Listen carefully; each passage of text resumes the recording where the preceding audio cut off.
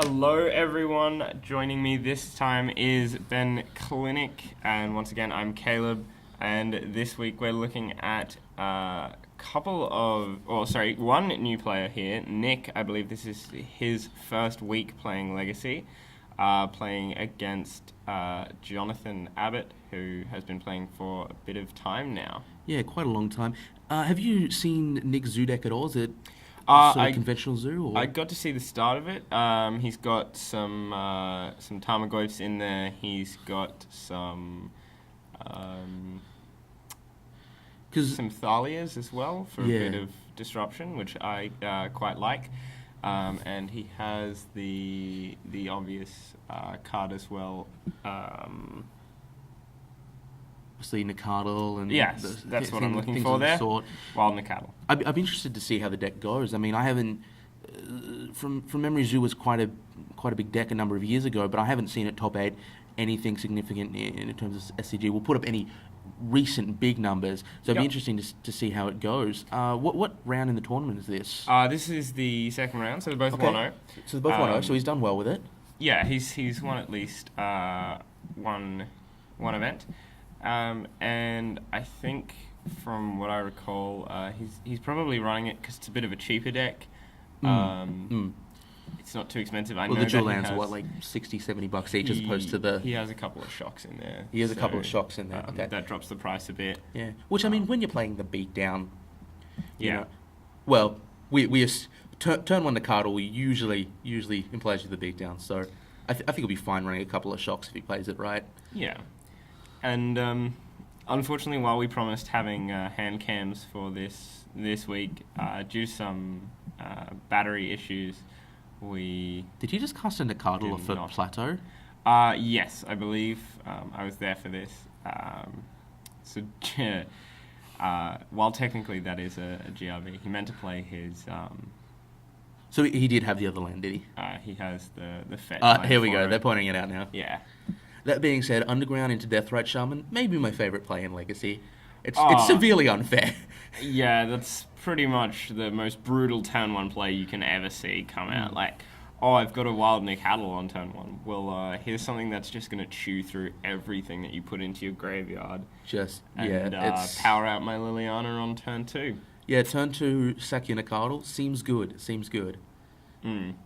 Okay, so it looks like they're just having a little bit of a discussion as to how they're going to resolve this.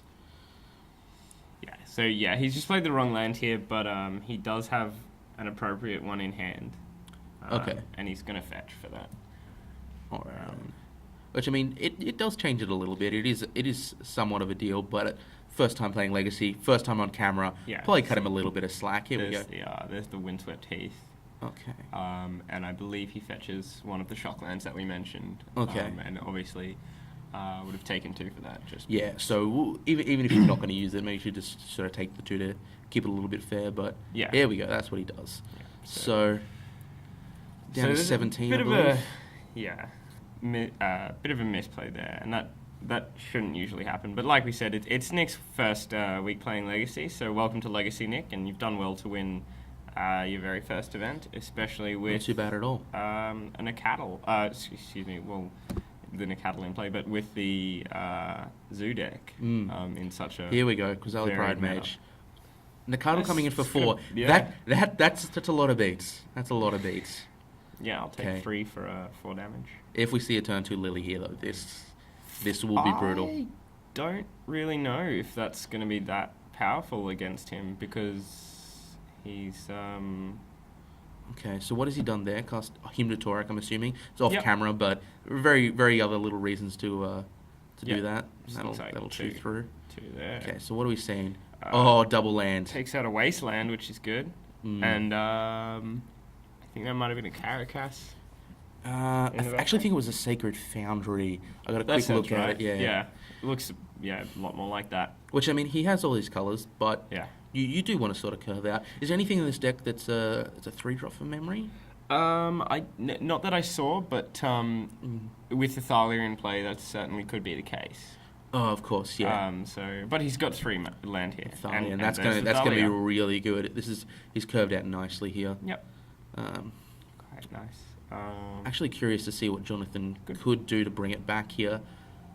Abrupt Decay, he'd have to attack. He'd have to tap his Death Rat Shaman at this point for that. Bale for Strix, that's nice.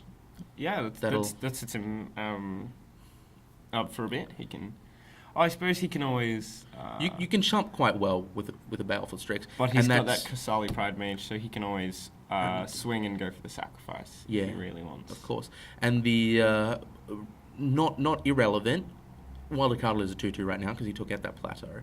Yes. And he's completely cut off red. Yeah, that's a really good play from Jonathan there as well.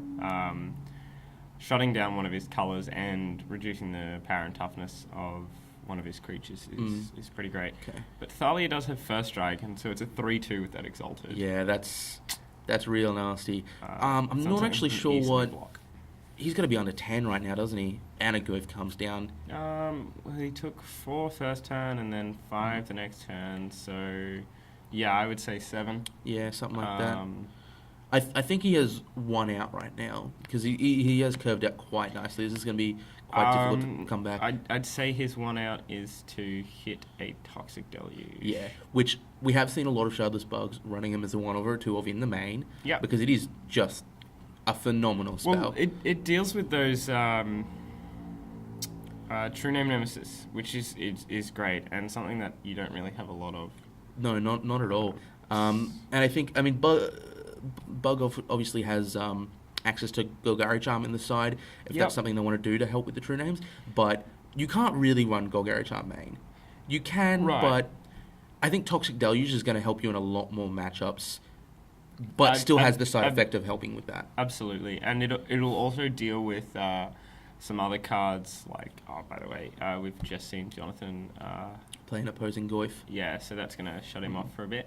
Well, it may not actually, because that Exalted, you swing with that Goyf, right? Then you've got the Exalted. Well, you don't want to swing with the Goyf. Right, because it will just die to the...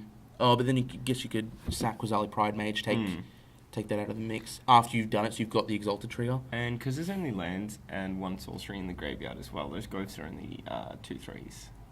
So not they are, it can't block the Thalia either at this point. Yeah, Zoo's Goyfs tend to be quite a lot smaller. They don't have a lot of the manipulation that sort of the Delver decks do, which really fuel the Goyf quite quickly. I've played Bug Delver myself, and having a turn 2 or 3, 4, 5, 5, 6 Goyf is completely reasonable thing. It's sort of almost what you would expect to achieve. So. Absolutely, but still, cracking a fetch land into a Goyf and having a 2/3 on turn 2, and then maybe backing it up with, he can always sack that Kasali Pride Mage to. He could always swing with the Goyf, and then sack the Kasali Pride Mage to destroy that artifact creature, pump them both, but he'll still have the Exalted trigger. That's one of the plays. We might not see him do that just because he's had a bit less experience than we have with Legacy, but it is an option there if he is watching the stream. Sure. Would you, in this position, would you be putting a lot more pressure on? Would you try and be the beat down here? Because it seems he is being a little bit hesitant to swing in. I'd be trying to pop off that Strix right away and just trying to get in there for as much as possible. Oh, we do have a path to exile, which against Shardless Bug, is he even gonna look, try and get a shuffle off it, or because that is a deck that does not run basics. It doesn't even look. Here we go. To find. So I wouldn't have gone for the Delver there. I would have taken out his Goyf, which gets you instant, and then I most definitely would have swung and got the Exalted trigger on my Goyf, and sacked the Kasali Pride Mage. At the end of the day, it is academic. He does win either way, but so your plan was kill the Strix after the Exalted trigger and path the Goyf, and I think that's the way I would have gone to. Yeah, because you get it goes from being a 2/3 to being a 3/3 off the instant speed, and then being a and just how 5/6 after the Strix hits the graveyard, because that's artifact creature. Yeah, so it becomes quite big, and it's just I would agree that it's the preferred line of play. Yeah, Jonathan can always respond with, say, all right, did he have any mana left open there? Oh, he had plenty. He's sideboarding up for us. Yep, so there we go. We can see some Toxic Deluge there coming in. Was he bringing in an extra land then? I think he brought in a Misty for fetching. Sure. So What do you think the mentality behind that is? I don't know. It might have just been a card that he touched. He might not actually be sideboarding it in. Okay, sure. It might have just been there. He could have been. Oh, sorry, that might have been his hand. Even he might have been looking for. Yeah, it or I think I something. did see him kind of pull it out and pull it back in again. Which, I mean, it's not completely unreasonable to put lands in your sideboard. Maybe he's running a bit of a greedier mana base and just wants to, those matchups where you absolutely just have to hit land drop 1, 2, and 3, bring it in. There's also somewhat of a mentality of sometimes you don't necessarily want to bring cards in a matchup, but you certainly want to get cards out. Like you definitely, there's just cards that if you draw are completely dead. And a land is one of those things that you can bring in and will do more work than, I don't know, Expel that's just going to do nothing in the matchup. Oh, absolutely. And it was a fetch land. It wasn't just any land. Yeah. So, I mean, that's always fodder for a death right.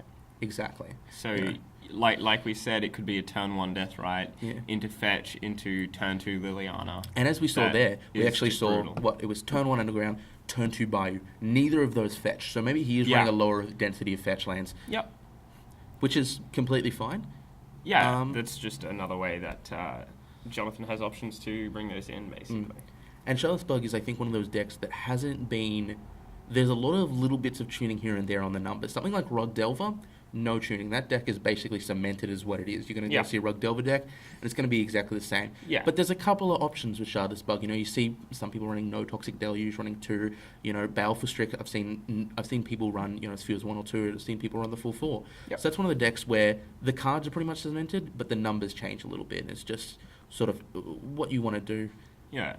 And I like the idea of a fetch. Maybe he hasn't done this and we have just kind of seen it, but even if he hasn't, I do like the idea of having the fetch lane there. It's just something interesting you can do. And he might be taking out one of those spells that he might accidentally cascade into and literally does nothing, like you said. So that's always something you've got to be worried about. You can't just... So he has got a lot of good cards for this matchup. I mean, I would assume he's got the full 4 Abrupt Decay. Yep. Once again, really like Broken Legacy play, underground into Deathrite Shaman. Yep. And we see that Nick's cracking the fetch lane for us here. So, that feeds Jonathan. And if I was Jonathan, I probably would have been tapping my Deathrite to power out some of the spells. Yeah, he wasn't doing that much at all. Because I think at one point he could have possibly played 2 cards by tapping the Deathrite. And might have been able to do something extra. Sure, turn 1 Path to Exile on the Deathrite Shaman. That's pretty harsh. Now, which I Path don't- to Exile is literally 1 mana. Exile something against Shardless BUG. That downside is literally non-existent. I know that Jonathan doesn't have basics, and Nick knows that.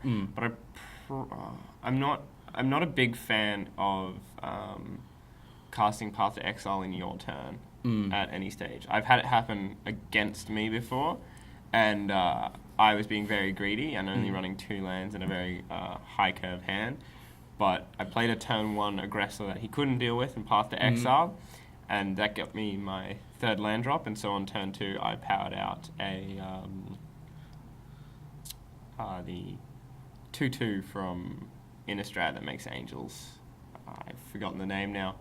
I have no idea. Yeah, I think the one argument one argument for doing it on his turn is that Nick doesn't necessarily know what Jonathan is on. I mean, if you see Baleful Strix, that's really going to point you towards Shardless BUG. But maybe he hasn't played enough Legacy to particularly know that, and he's seeing the Underground Steed. He knows that he's playing blue, and just wants to get that thing done while he's tapped out. Yeah, and that's the other reason, and that's a completely fair argument to be made, especially when it doesn't have.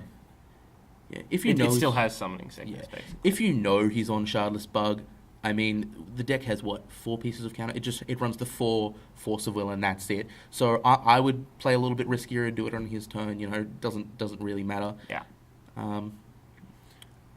But yeah, it's fine. Okay, so we're swinging with Looks like a very greedy hand from Jonathan here. Not having anything to power out on his 3rd turn. You have to assume. I honestly assume he had a Lily in hand when he did that turn 1 Deathrite into turn 2 nothing. Sure, but Like, if you got to he- assume if he you're had ramping a something at Lily, 3. he would have played it. That's what I'm saying. 'Cause Now it's that we've been- seen it's it, been his third turn for 2 turns. yeah. but- Now that we've seen the 3 lands, I'm Oh. like, what has he got that he wants? No, that you're right. I forgot that Thalia came down on turn 2, so It did. So, that we might see Lily come down now. okay. And you would be absolutely right there if that's Yeah. the case. The problem is, if you Lily neg 2 here, he sacks the Stoneforge because he didn't go get Batterskull, he got Jite, so we can just hardcast that at this point, and then it just dies to the Thalia. It's not something you can really cast. Yeah. Yeah. So, looks like... sorry. Oh, Toxic Deluge. Okay. Yep. All right. Turn 2. That's what you want to see. That is absolutely the correct play from Jonathan there. Is he only paying 1?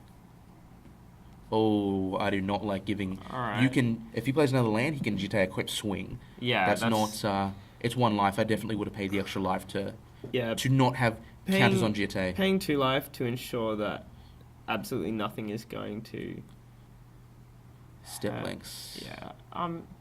No, that is an interesting card, Step Links.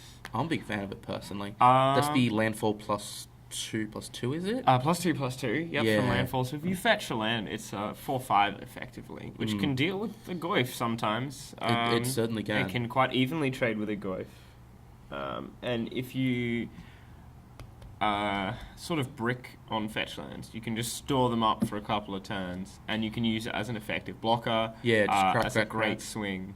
And it's one of those things, threat of activation is a big deal, right? Like, you can have 3 untapped, you can have 2, even two fetch lands just sitting there, and you don't have to crack them, but they can't swing through it. Yeah. Okay, so we've got a Shardless Agent cascading into here, and we hit a Baleful Strix, and he's going to draw another card. So that's what we like to call card advantage there. Yeah, that's some solid card advantage. 3 mana, and- 2 bodies, 3 power, and you draw a card. Yeah, so, I mean, Shardless effectively gave him 2 free cards there. Yeah. It was almost better than a... I mean, there's probably other things. Brainstorm. Yeah. So Like, you, but that's you what this can't deck. really argue against that. That's what this deck aims to do, right? Absolutely. Just looks to attrition you out and see what it can do. Yeah. But I'm a big fan of Baleful Strix in this meta specifically because it is a little bit fairer. There are a lot more creatures around, so it tends to effectively so block. And we're looking at a Hymn to Torak here, so Yep. that's going to be real fair.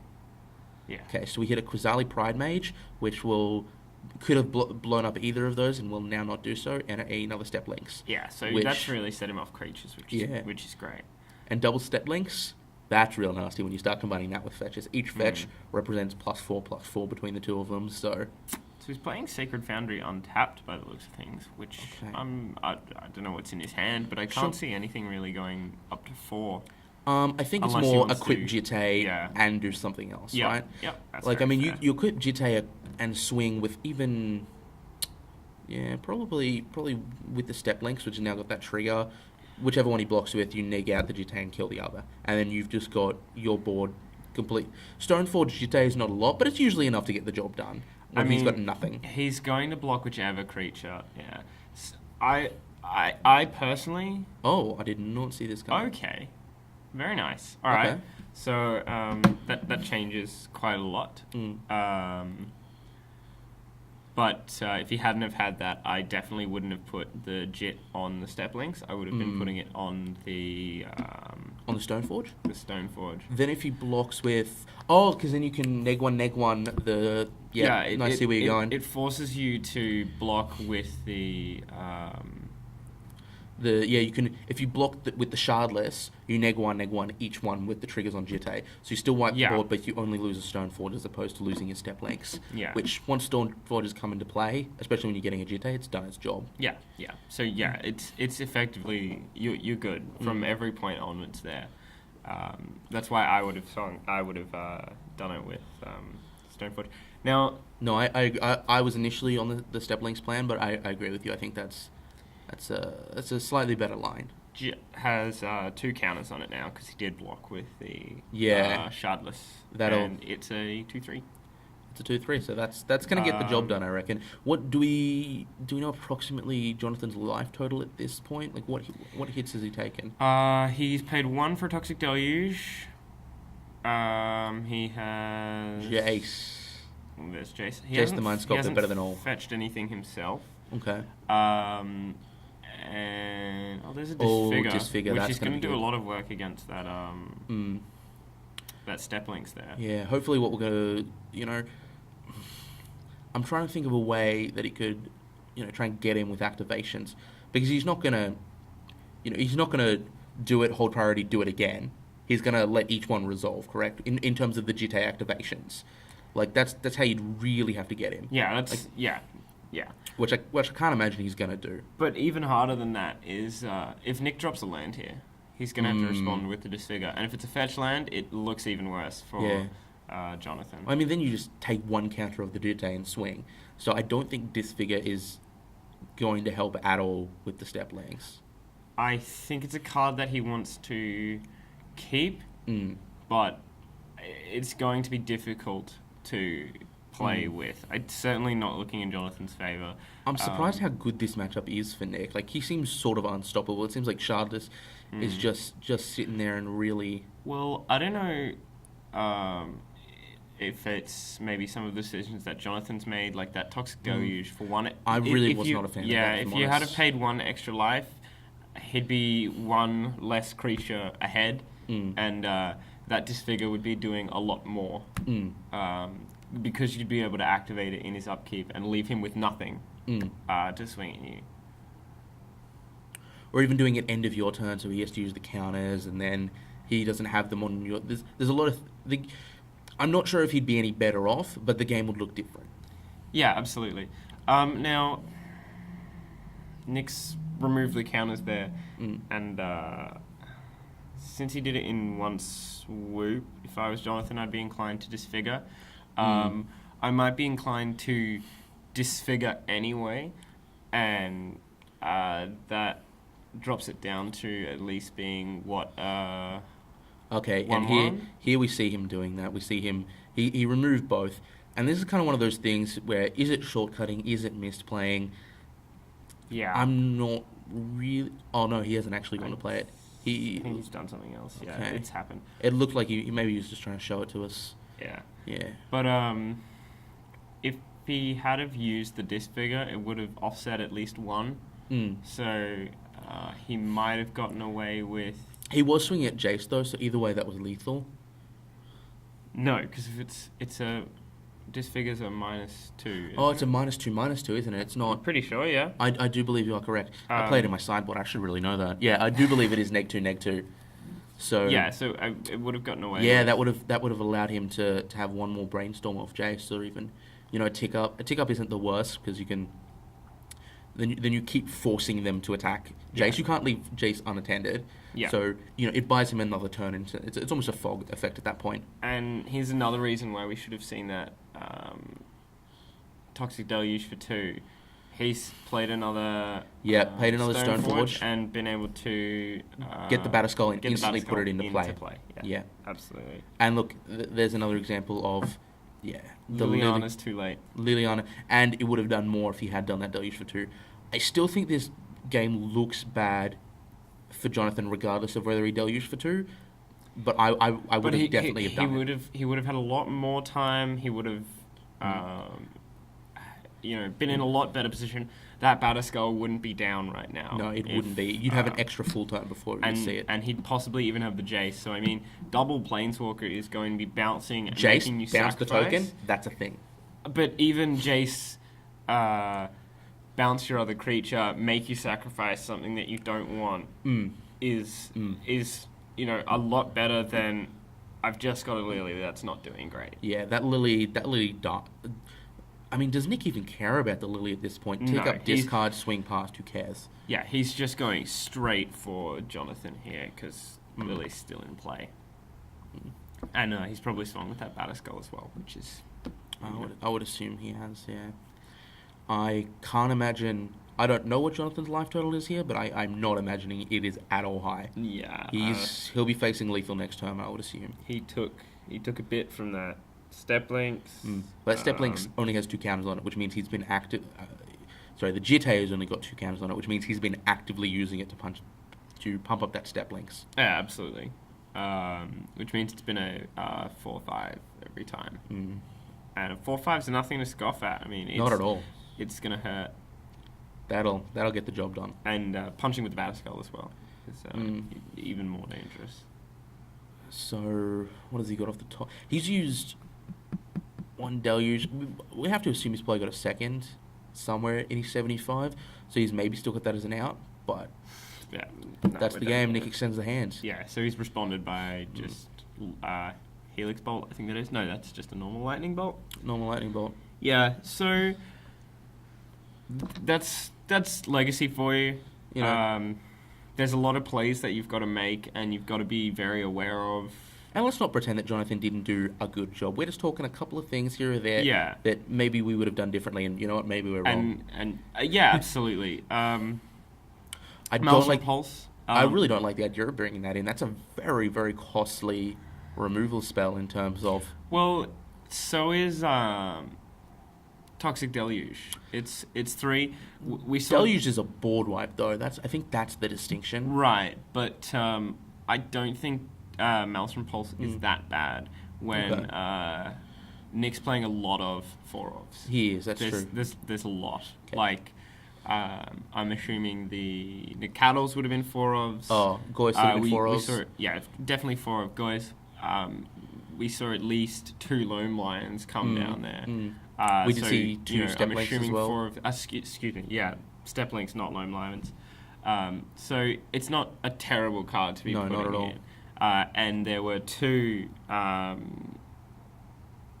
excuse me... Yeah, I think we can assume aggro decks want redundancy, Yeah. especially in a format like Legacy where there is a lot of good hand disruption, you know. Oh, absolutely. So I think we can assume there's a lot of 4-ofs, and Maelstrom Pulse, you know, there will be the draws where he goes Nikado, turn 2, Nikado, Kazal, Primate or something like that. Yep. And you just you'll get you'll get a Maelstrom Pulse. you get a really good 2-for-1 out of that, especially if you've gone first turn Death, right? You know. Yep. It's not at all that bad. Look, but congratulations to Nick, who first time playing Legacy 2-0. And hope to see you on the cam. It was an interesting deck that we don't get to see much. Yeah, absolutely. We also did see him. We did see Jonathan D sideboard there, and we did not see the Misty. So we maybe overanalyzed that a little bit. But I still like the argument. I've seen people put wastelands and utility lands, especially we've got a couple of loam decks running around. There's a lot of lands in the board of those just to kind of get a little bit of utility. Yeah, I mean, and I've sideboarded out lands before playing Cloud Post. If I don't like my matchup in some of them, I'll take some of the utility lands out and put in some more appropriate cards.